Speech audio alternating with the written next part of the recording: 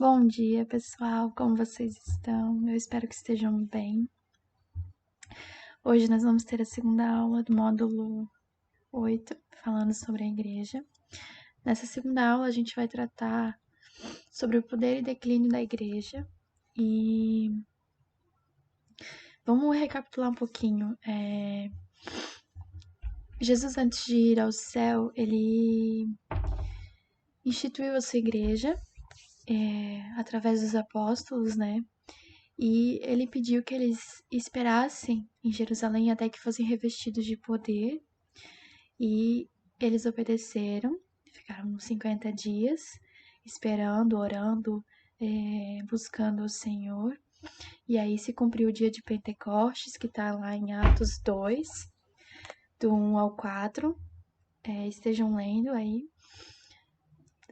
Dica: Bíblia, papel e caneta na mão, para a gente começar a aula. Então, e essa experiência transformou aquele grupo, aqueles apóstolos, né, de uma forma muito tremenda, né? E eles foram batizados pelo Espírito Santo e eles abalaram o mundo naquela época, influenciaram com o Evangelho, né? E o livro de Atos, como eu falei para vocês na outra aula, é um livro que vai demonstrar todo o agir, tudo que aconteceu, digamos assim, né, na igreja primitiva, né? Porque ali tem conta vários momentos de grande poder que aconteceram coisas grandiosas através dos apóstolos ali que foram enviados, né, por Jesus. Então, eu tenho alguns aqui para vocês lerem. Atos 2, do 40 ao 41, Atos 8, 7, Atos 2, 4, Atos 10, 46, Atos 28, do 3 ao 5 e Atos 28, 8. Pare um pouquinho o vídeo, leia esses versículos, tá bom? Antes de continuar a aula. E a igreja primitiva, ela acreditava e pregava a palavra de Deus, e logo ela enfrentou grande oposição e perseguição do reino das trevas, lógico, né? Essa oposição conseguiu dispersar a igreja. Isso está em Atos 8, 4. E isso fez com que ela aumentasse mais ainda. Isso está lá em Atos 5, 14. Deixa eu abrir aqui para vocês, peraí. Aqui diz assim, Atos 5,14: Uma multidão de homens e mulheres também creu no Senhor e veio a aumentar ainda mais o grupo, né? Então, houve um crescimento e aumentou também-se a alegria, né? Por aquilo estar acontecendo.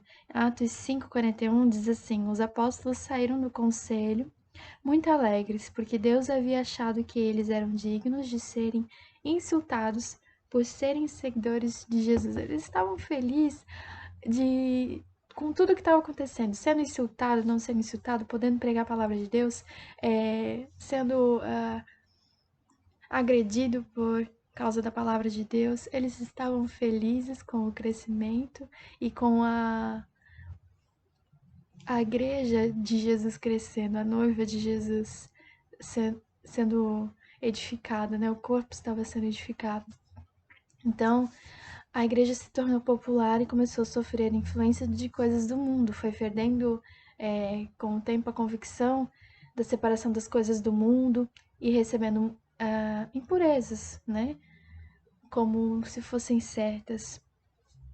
Essas misturas foram um fermento que mais tarde haveria de arruinar a massa, né? Arruinar o todo. Então, de 30 a 100 depois de Cristo, de Pentecostes até a morte de João, a igreja foi um instrumento poderoso para a extensão do reino de Deus. Mas após a morte de João, não há registro de continuidade no ministério apostólico. E eu não vou ler tudo de novo para vocês, eu vou continuar da onde a gente parou, tá? Para não tomar muito tempo. Em 300 depois de Cristo, que acho que foi onde a gente parou, por influência dos ascetas, deu-se maior valor às obras, ao mérito para ter a vida eterna, né? Em 313 depois de Cristo, Constantino assumiu o império e começa a impor doutrinas à igreja, né? Então a política estava ali se metendo, né? Influenciando a igreja. E em 350 depois de Cristo, a igreja começou a perseguir os pagãos. Por isso, eles aceitaram sem fé para não morrer. Os pagãos são aqueles que têm vários deuses ou acreditam em um outro Deus, né? E eles foram perseguidos por isso. E eles tiveram que aceitar a fé para não morrer, mas eles não acreditavam em Jesus. Mas veja que Jesus jamais faria isso. Meu Deus, você lendo ali os evangelhos, você vai ver que Jesus ficava muito enfurecido com os fariseus e tudo, mas ele não obrigava os fariseus, acreditem em mim ou coisa assim. Não, ele até instruiu os apóstolos, vão de cidade em cidade. Quem não te receber, saia dessa cidade, sacuda o pó da sandália, não leve nem o pó junto contigo dessa cidade. Se essa cidade não te recebeu, vai embora. Então, eu não imagino nosso Jesus incentivando ou fazendo algo assim, né? Então, mas por tanta influência, veja que o império estava impondo ações à igreja, então a igreja começou a perder o sentido dela, né? Perdeu o foco.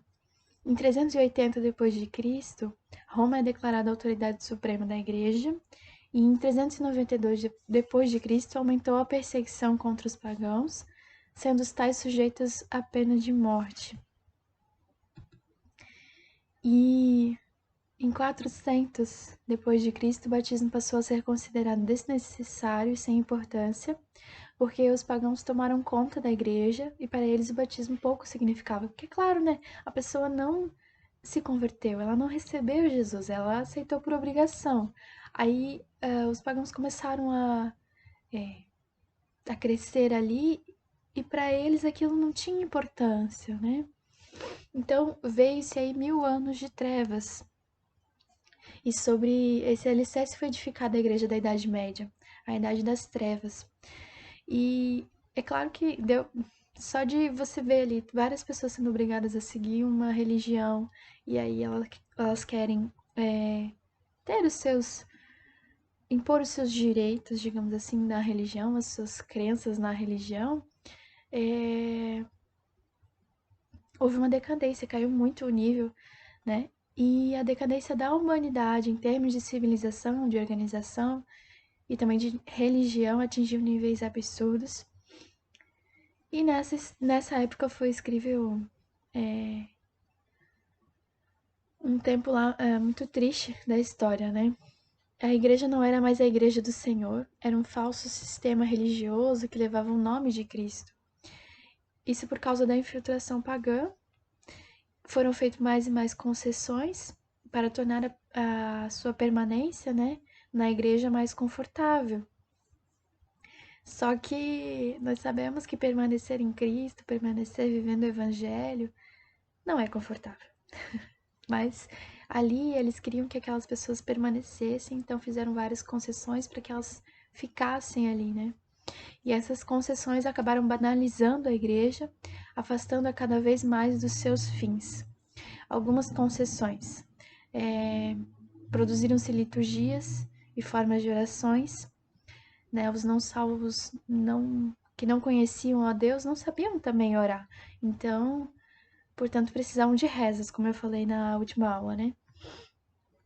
E os edifícios da igreja tornaram-se maiores, mais decorados, paredes eram cobertas de tapeçarias e pinturas, decorações. Os serviços religiosos tornaram-se solenes e pomposos. Tudo para impressionar o homem natural e não para agradar a Deus. Então veja que foi se tirando a adoração a Deus e vamos agradar o homem. Não vamos mais agradar a Deus, vamos agradar o homem.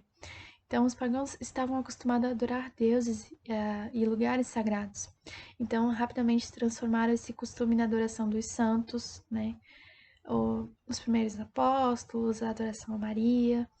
A gente sabe, a gente conhece, né? Alguns, eu imagino que de vocês que já foi católico ou tem um parente católico sabe que é assim, né? Eu não cresci num ambiente católico. Fui até batizado quando eu era bebezinha, mas logo depois já meus pais conheceram a Cristo, então eu não tive catequese, não fiz nada dessas coisas. Mas eu sei que muitos de vocês conhecem, né? Que tem a catequese, tem os santos, tem as rezas, né? Então era natural que os pagãos não convertidos, agora participando da igreja, ainda procurassem objetos, materiais para adorar, relacionado a lugares ou propriedade dos santos primitivos, né? Imagens, gravuras, crucifixos, tudo servia à adoração. E os pagãos não podiam confiar num Deus que eles não conheciam. É difícil, é só pela fé que a gente confia em Deus.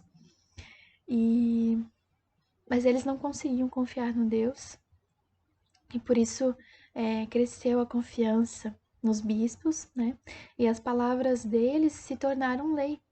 E toda a verdade deixou a igreja, porque se tornou, digamos que a verdade do bispo, né?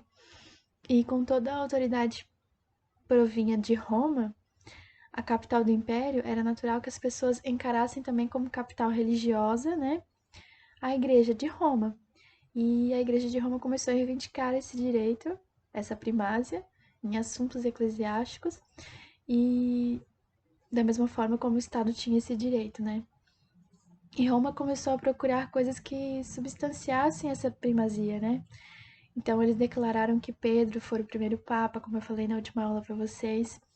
E embora houvessem as evidências de que Pedro não esteve em Roma, né? E houve uma crescente infiltração do paganismo na igreja, as autoridades eclesiásticas foram se cercando de privilégios, acumulando bens materiais, tanto que os postos religiosos passaram a ser cobiçados. E os governantes perceberam que havia, né, ali um lugar onde eles podiam, digamos que manipular, né? Onde eles conseguiriam riquezas, prestígios a ser explorado, né? Então eles começaram a influenciar na nomeação de sacerdotes, bispos, cardeais e papas. Então a gente sabe que as igrejas de Roma são lindas, né? A gente conhece, não conhece, eu não conheço, não fui até lá. Queria muito um dia ir lá conhecer Roma, conhecer os pontos históricos, mas nós sabemos que é uma coisa muito. Eles faziam algo muito glamuroso, muito pomposo, até pra época. E até hoje é lindo. Não tem como dizer, é feio. Não, não é feio, é bonito. Mas é bonito para os nossos olhos. Será que é bonito para Deus? Será que é para o louvor do Senhor ou é para o louvor dos homens, né? Da época. Então, como os governantes perceberam que eles podiam influenciar para se beneficiar ali dos sacerdotes e bispos, né?